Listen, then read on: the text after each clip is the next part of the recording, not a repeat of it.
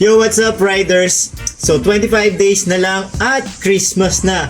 So, syempre dito sa DoRide, meron tayong pa-Christmas. Meron tayong gagawin na ball giveaway na 25 days of Christmas ng DoRide. Yan, so araw-araw mamimigay tayo ng mga bola.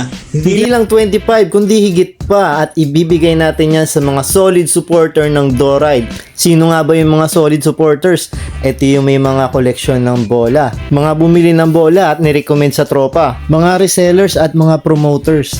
Basketball camp na DoRide ang ginagamit na bola, mga top fan at sa mga batang gustong-gusto magkaroon ng bola pero walang pambili. Yan ang mga kategorya ng pagpipilian namin. Kaya standby lang kayo dito sa ating DoRide page. Malay nyo, isa na kayo sa maswerte mananalo.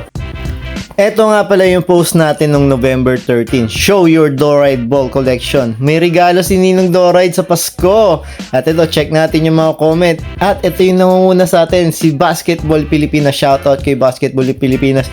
Marlon Banyaga, meron siyang DoRide bola ng Pinas at DoRide training ball. Mick.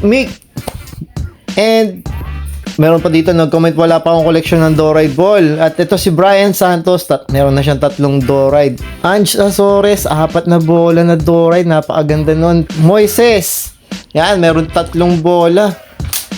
Ala Aban, Jean Villanueva, yan si Moises Han. So ayan, mga napaulit na lang yung mga kanilang posting. Si Tonton, pwede ba ako dyan?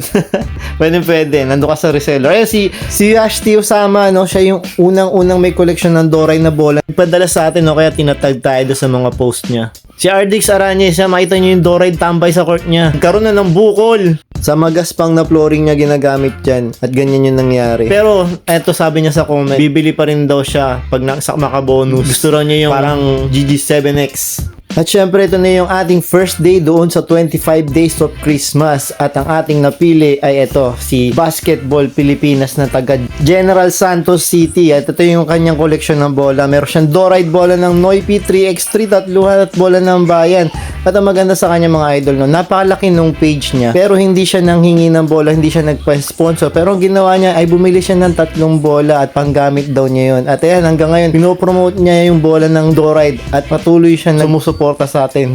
Maraming salamat si Roniel ng Basketball Pilipinas. Saludo ako sa iyo. At ito na yung bola niya. Nakarating na ng Jensen. Meron na ba lahat? Bola ng Pinas nasa Jensen na. Pipili ako ng lucky sharer. Bibigyan ng bola ng Pinas. Wow! Ayan, di ba? Nakipag-collab. Mamimigay din siya ng sarili niyang bola. Grabe, napakasaludo ko dito kay Sir Roniel. Tignan niyo naman, Dakot Challenge. Sobrang kapit ng DoRide bola ng Pinas. Grabe, mamimigay siya ng bola. So, na pa hinihintay niyo mga idol. Punta na kayo sa page niya. Punta rin kayo dito sa page natin. Tambay kayo dito sa page natin. At patuloy tayo mamimigay ng bola dito. Bukas ulit, abangan nyo ang second day of Christmas. And that's it, guys. I'm Bounce Out.